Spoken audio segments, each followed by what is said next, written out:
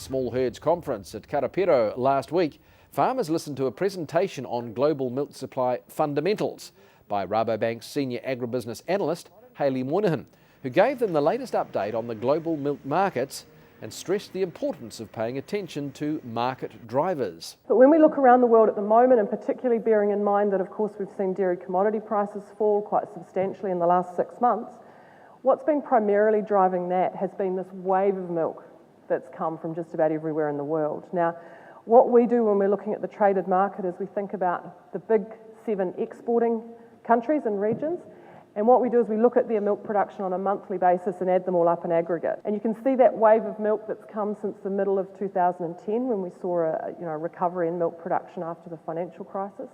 But particularly since the start of the year, around 4% more milk each month coming out of those exporting nations. So it's a lot of milk.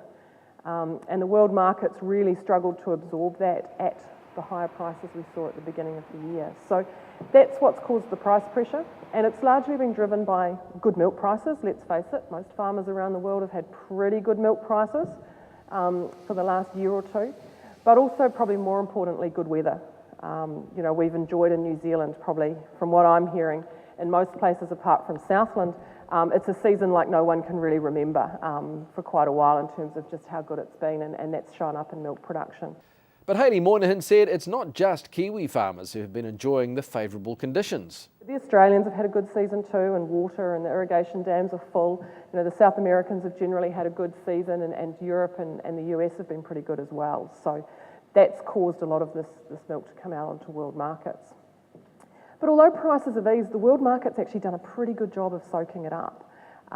Previously we would have seen with this much milk around a lot more product sitting in stockpiles in places like Europe and the US, which hasn't happened. There's a little bit more stock around, yes, and a little bit more stock going into some of the aid schemes in places like Europe, but generally speaking it's not alarming, the level of inventory that's around. And Hayley Moynihan says while the future is looking bright, Rabobank is predicting a rebalancing in the global milk markets during the second half of 2012. During the first half of this year, the world market was trying to absorb another 4 billion litres of milk. So that's the quantity that was additional to what had been available in the first half of 2011. So as you can see, that's a lot of product to soak up. But as you can also see, we're expecting that rate of growth to really slow down through the second half, partly because milk prices are now lower in most parts of the world. We've seen milk prices come down around 15 to 20% in most places. So that's having an impact. But also we're realistic about the chances of this perfect run of weather continuing.